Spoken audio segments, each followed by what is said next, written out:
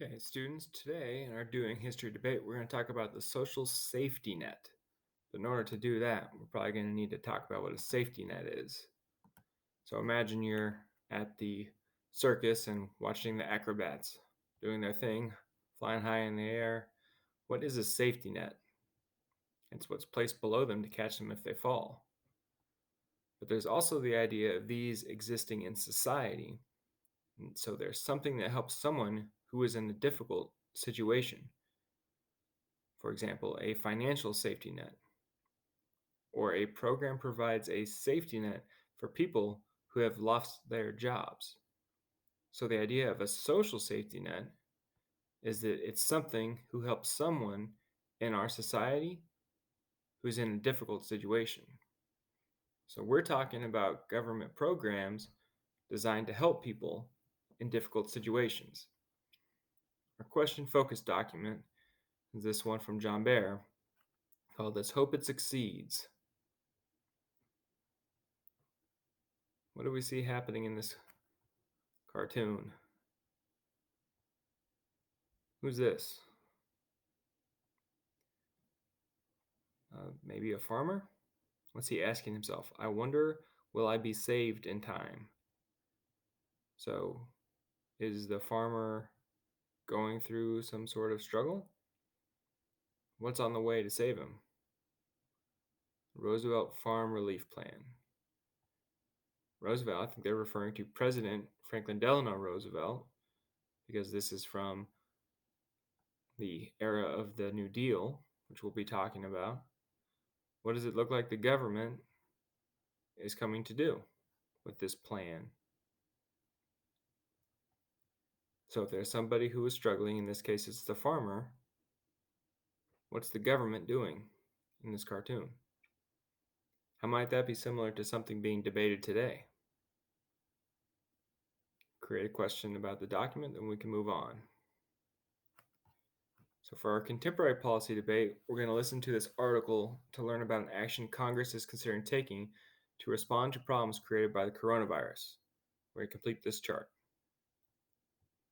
We're trying to figure out what the coronavirus has done to the economy, what that's led to an action on people's employment status, and what that problems that has caused.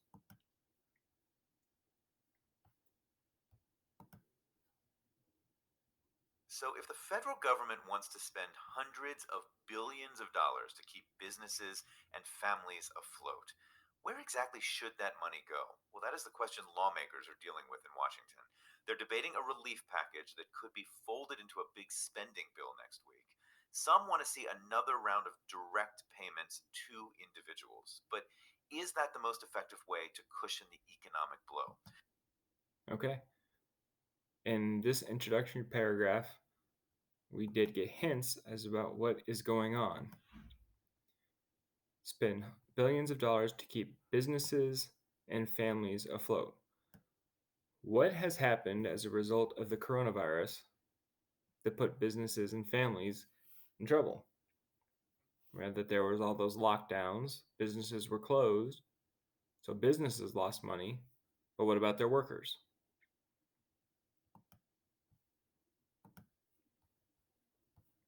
What's our policy solution to that situation? Right here, some want to see another round of direct payments to individuals.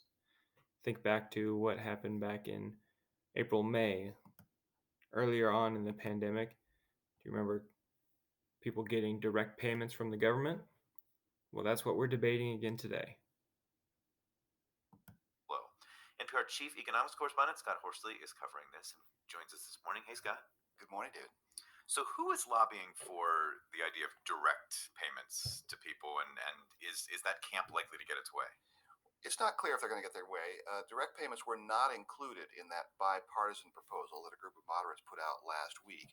They did include help for small businesses, aid to state and local governments, and an extension and increase in unemployment benefits, but no blanket payout to individuals and families. And that omission did draw some criticism from people on the left and the right. For example, Vermont Senator Bernie Sanders says he won't support the measure because it didn't include another round of $1,200 payments. And we heard a similar message from Josh Hawley, a conservative senator from Missouri.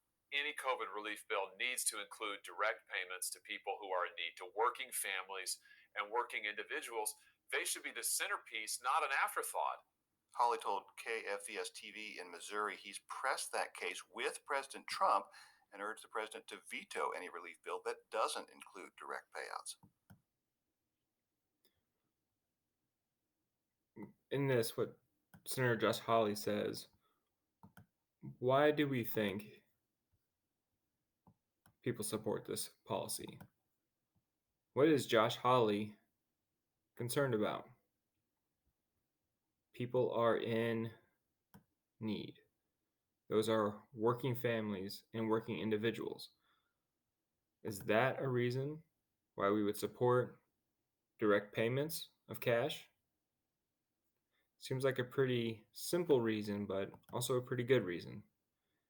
So, if the situation is that there are lots and lots of people who are unemployed because of the coronavirus, those people are in need, and people think that direct payments to them will help solve those problems, why is it people oppose this?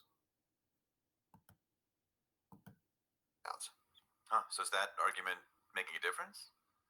Well, the president and his team are listening. When Treasury Secretary Steve Mnuchin introduced the administration's proposal this week, it did include direct payments, although just $600, not $1,200 like back in the spring.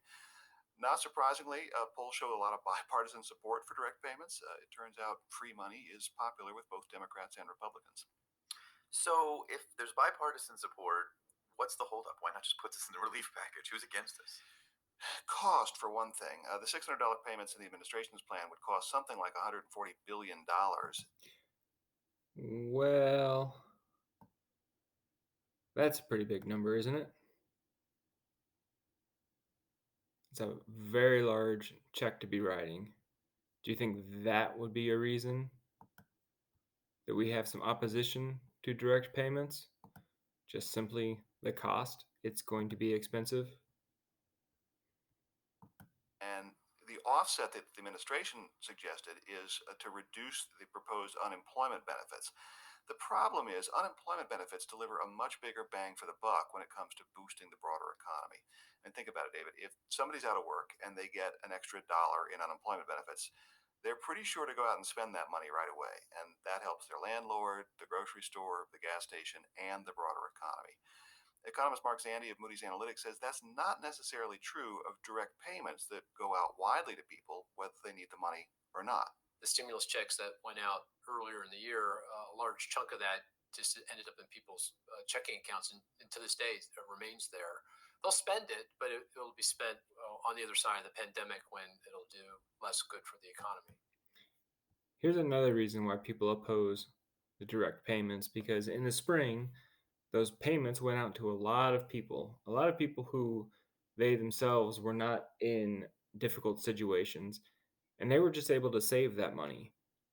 So a lot of these checks went to people who didn't need money. That's one reason why people oppose this. So we have some people oppose it just because of the simple cost, and then other people who oppose it because they don't think everybody needs that money. Aid to state and local governments also provides a lot of bang for the buck. Grants to small businesses, probably less so, but they're almost sure to be part of any relief package. For all the jockeying, Andy says the most important thing is that lawmakers pass something before they go home for the holidays. While some kinds of relief are more effective than others, no relief is the worst of all. Yeah, I think a lot of people are feeling that, hoping Congress does something at some point really soon. NPR Scott Horsley, great talking to you as always. Thanks, Scott. Good to be with you, David. Okay, so we have a situation created by the coronavirus where millions of Americans are out of jobs, and Congress thinks that direct payments may help some of those people. Some people oppose that because it's just going to cost a lot of money. So thinking about those two sides of the debate, do you support direct payments as a form of COVID relief? Are you under the belief that this is going to solve some people's problems? Or are you worried that spending all of that money will cause other problems? All right, so now in part two, we're going to go back into the past to try and understand the present. Remember that John Dewey said, knowledge of the past is key to understanding the present. History deals with the past, but this past is the history of the present. We're going to be talking about the New Deal. Let's go to our webpage.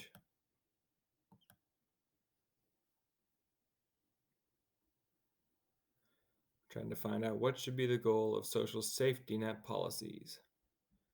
So we're not just talking about one piece of legislation, we're talking about a whole set of legislation, collectively called the New Deal. So we're going to look at them one by one, but then your goal is just to explain to me what the New Deal would do in general. The Emergency Banking Act would allow the Federal Reserve banks to lend money to banks to help them reopen. The Agriculture Adjustment Act is going to pay farmers to not raise crops to help their prices go up. Think about supply and demand. If there's fewer crops, the crops will be worth more money. Industrial Recovery Act will create public work projects, roads, bridges, etc., in order to create millions of jobs. It's going to be managed by something called the Civil Works Administration, the CWA. Lots of people are out of work. If the government starts building more roads, building more bridges, etc., they're going to have to hire people. Similarly, the Civilian Conservation Corps is going to recruit young unemployed men and send them to camps to perform reforestation and conservation work. The federal emergency relief is going to allow the federal government to give loans to the states so the states can operate their own relief programs. So these relief programs could include things like jobs, but it could also include things like direct payments of cash. The Tennessee Valley Authority is going to create a new agency to tackle important problems facing that valley. They're going to build dams to help control flooding. This is going to create jobs, but those are also hydro dams, so they're going to provide electricity to homes and businesses. There was not a lot of electricity throughout the Tennessee Valley, so these new hydroelectric dams are going to provide power to people who have never had it before. Securities regulation is going to give the executive branch the authority to regulate stocks and bonds. This aims to prevent another stock market crash. We'll learn about this in our historic context. The Banking Act is going to create the FDIC. You've probably heard of this before, seen it on a sticker on the outside of a bank. The Federal Deposit Insurance Corporation will protect depositors' funds. If a bank goes out of business or is robbed, people will still be able to get the money that they have in that bank. And number two, make it illegal for banks to use their customers' money to buy stocks. House Resolution 5240 is going to provide aid to homeowners in danger of losing their homes. So these are just a couple of the dozens of different pieces of legislation of the New Deal. But together, what kinds of things are you seeing? Government programs to create jobs, government assistance, reforms to stabilize the economy. All of these are pieces of action that the government's going to take to try and respond to the crisis of the Great Depression, which we'll talk about next. All right, our historic context. So we need to find out what had happened that would cause Congress to be debating the New Deal. Following World War I, America experienced many social and economic changes. The economic prosperity led to an increase in consumer culture. As the economy boomed, people started to invest their money in the stock market, believing they were guaranteed to make money on stocks. On October 29, 1929, the stock market crashed. This meant the stocks people had invested their life savings in were worthless. When people tried to take money that they did have out of the banks, it was discovered that banks had also lost money, causing the banks to fail. Companies failed, and people lost their jobs. In January of 1930, 4 million people were unemployed. By December, the number had risen to 7 million. As people lost their jobs, they lost their paychecks. They no longer had money to spend to buy new things, that led to other companies closing down and more people losing their jobs. Hooverville were camps where people who had lost their homes lived, and tents popped up all over the country. To make matters worse, severe droughts in the West had led to the Dust Bowl, giant storms made of dust that ruined the lives of many farmers. People blamed the conditions on President Hoover, hence the name Hooverville. Franklin Roosevelt defeated President Hoover in the election of 1932, promising to create policies to fix the economy. During the first 2 months of 1933, 4,004 banks failed, and unemployment reaches approximately 14 million. That's 25%, or 1 out of 4 people. So we have in America the Great Depression, the Dust Bowl. We have millions of people out of work. Can you see how this would lead to a debate over the New Deal? There's an economic crisis. The question is, should the government respond? We are now going to hear in section 1 from people who believe the government should respond. The supporting question in section 1 is, why do some people believe the United States should create policies that will provide a safety net for citizens who are struggling? In his 1933 inaugural address, President Franklin Delano Roosevelt said, the inaugural address is the speech that the president gives when they take office, when they're sworn in. As you read his speech, make sure you highlight terms or sentences, quotes, that you think help explain why the government should take action, create a safety net. He famously said, "The only thing we have to fear is fear itself." This is one of the most famous lines politically. The idea here is you could be paralyzed by fear. That if you are so afraid you're unable to take action, will the problems only get worse? The only thing we have to fear is fear itself. We face common difficulties. Many unemployed citizens face the grim problem of survival. Only a foolish optimist can deny this reality. We are fighting no plague of locusts. The restoration requires we apply social values more noble than the chase of profits. Happiness lies not in money, it lies in the joy of achievement. Our great first task is to put people to work. It can be done in part by direct recruiting by the government itself, treating the task as we would treat the emergency of a war. We now realize our interdependence on each other. We must move as a trained and loyal army, willing to sacrifice for the good of all. With this pledge taken, I will take the leadership of this great army of our people. Sacrifice for the good of all. As he has said, there's many unemployed citizens facing the problem of survival.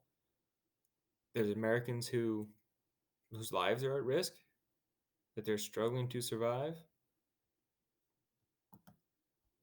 Do we need to work together, move together in order to advance the good of all? In this national emergency, I ask the Congress for broad executive power to wage a war against the emergency, as great as the power that would be given to me if we were invaded by a foreign enemy. What is it that the president is asking for? Increased power in order to respond to the emergency. What are the reasons we need to respond to the emergency? What are his main ideas? People are struggling to survive. And if we are fighting no plague of locusts, it means that we can do something about this. It's not a problem that can't be solved. So in order to solve it, we need to take action. So what is it that President Roosevelt is saying? When America is facing a crisis, when people are struggling to survive, we need to do something as a country. We need to sacrifice for the good of all. We need to make sure all other Americans are doing okay. Why would this matter for today's debate over the coronavirus relief? Do some people think that our country is facing a crisis? Do some people think that because we are facing a crisis, we need to do something, especially for citizens who are struggling to survive? I certainly think that there's people who believe that. We're next going to look at this cartoon. Cartoon by Clifford Berryman titled, "Of Course We May Have to Change Remedies If We Don't Get Results," published by the Washington Star. Now let's talk about the characters in this cartoon. Based on what his hat says, FDR, we can assume this is President Roosevelt. Roosevelt's talking to Congress, who's sitting here with his goatee and his star pants. Look familiar? This is Uncle Sam again. So what is Franklin Roosevelt saying? He's holding in his bag here. It looks like he's a doctor. This would be back in the day where doctors didn't have offices exclusively and they'd visit patients in their home. So if Roosevelt is the doctor, who's the patient? Who's Uncle Sam represent? What is the doctor telling Congress? Of course, we may have to change remedies if we don't get results. If America isn't doing well, if America is sick, who should be the ones that take action? Who do these two represent? The government? Is it reasonable for some people to believe that if our country is not doing well, the government should take action? Based on the conversations that we've had so far this semester, that seems to be an idea that you all have emphasized again and again, that it's our government's job to help make sure everyone's doing okay, whether or not that's to protect us or provide for us. This seems to be along that same theme. So why do some people think that this matters when we're talking about the coronavirus relief? Do some people still believe that if there is a problem in the country, it's the government's responsibility to help?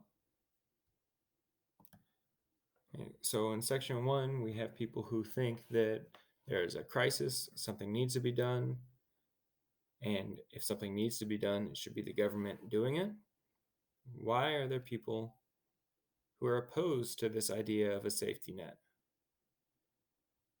We're going to read something that was said by Mr. Henry Gill, who was a manager at the North Head Knife Manufacturing Company. He was spotted reading a newspaper, and 2 people went and interviewed him. So this is what his interview said. Mr. Henry Gill shows us the newspaper, The American Guardian, and asks, "What do you think of this?" The newspaper's headline reads, "Our country, not the richest and most powerful on earth, but the leader in all that's good, true, and beautiful on earth." He says it's some new plan for improving the capitalist system. They believe the lack of buying power is responsible for the depression, so they're going to give every family head an income of at least $28 a week while he is out of work, and a minimum of $50 when he goes back to work, no matter what he does. They're also going to repeal taxes. Don't ask me how they're going to get the money. When I read that far, I got dizzy. Look here, reading from the paper. The American Foundation for Abundance, that's what they call the plan, the AFA, would not break up monopolies.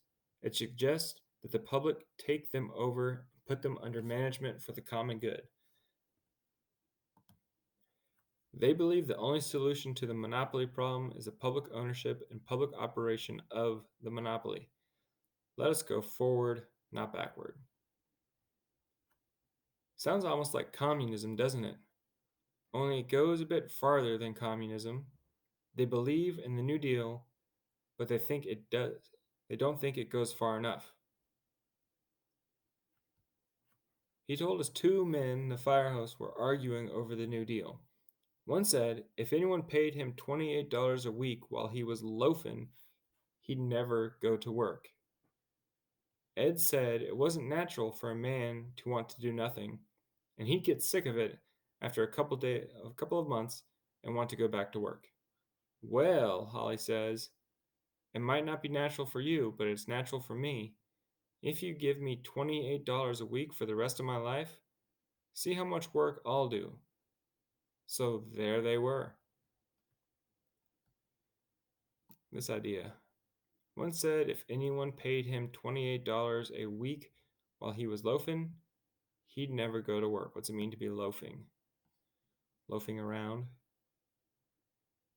How do people think in this country you're supposed to earn money? By working a job? So they're just, in principle, against paying for somebody who's not working?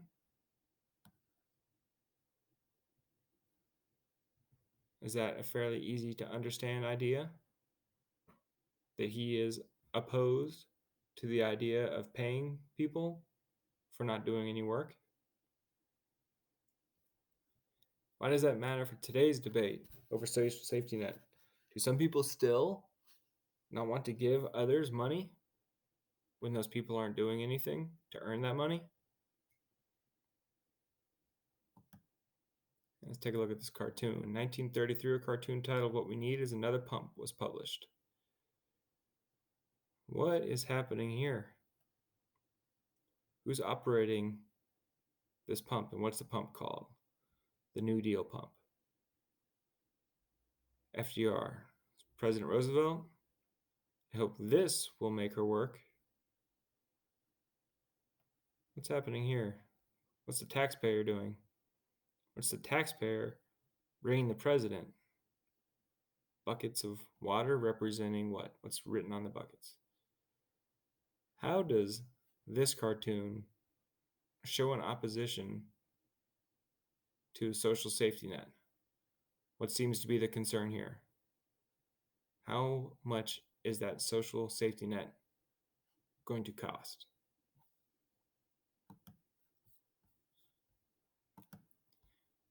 Is the idea that a social safety net is going to be expensive just a simple reason to oppose that social safety net?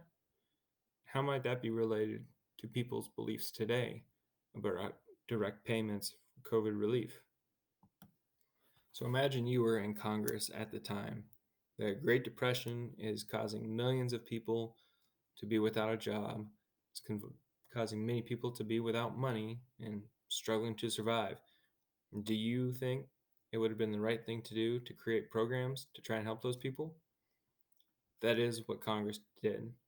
The New Deal of the 1930s was passed in 3 waves and led to the creation of dozens of different government programs and agencies. Why did they make that choice? Because people were struggling? Roosevelt's New Deal agencies all had abbreviated names such as the CCC, for Civilian Conservation Corps.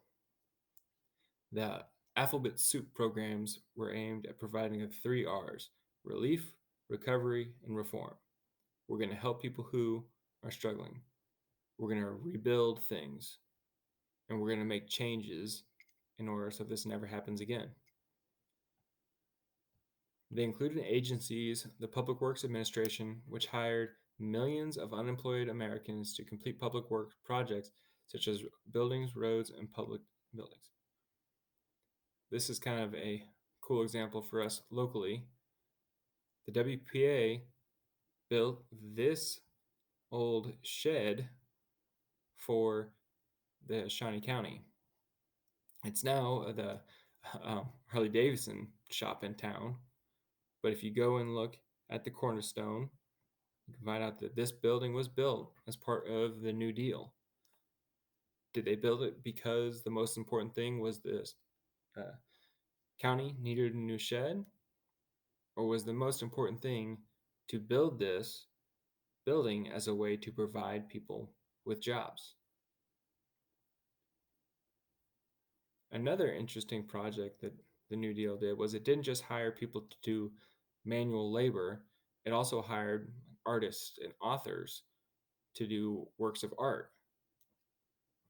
One of those artists was Aaron Douglas, who was an African American from Topeka who had been living in Harlem in New York, participating in the Harlem Renaissance, which was that rebirth of African American culture and celebration of African American life.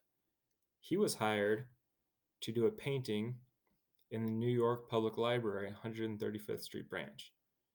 The mural he painted is called Aspects of Negro Life. Here in Topeka, in Aaron Douglas Park, there is a recreation of that mural. You may have seen this driving around town. And here's another picture from a WPA project in Topeka. These women were doing what? Making mattresses. Was it because there was a mattress crisis and a real need for more mattresses? Or was it because women also were unemployed and women also needed jobs? So, as you can tell, a consequence of the New Deal is many programs were created to give people jobs. We can't really say that this ended the Great Depression because you'll learn about World War II in your next U.S. history class. But we can say that it put food on the table for many families who were struggling. So whether or not it solved the Great Depression is a question for historians to debate. What we need to understand is that the New Deal helps people get through the tough times of the Great Depression. So what's the similarity between these two policy debates? In both cases, what are we debating? Social safety nets? What's the social safety net that is being debated today? In the article that we studied is just direct payments, right? For coronavirus relief. There are other parts of the coronavirus relief programs that help support people's jobs and keep businesses open, but we're just talking about direct payments. In the past, there was a lot of government creation of jobs. So government jobs to put people back to work is what would go on the right side. There is similarities in direct payments in both cases and supporting of businesses to keep them open, to keep people jobs. But the real difference is today we're debating direct cash payments, and in the past it was about creating jobs. So you are now going to write a letter advocating for or against direct payments as a form of COVID relief. If you have questions, please don't hesitate to ask. Good luck.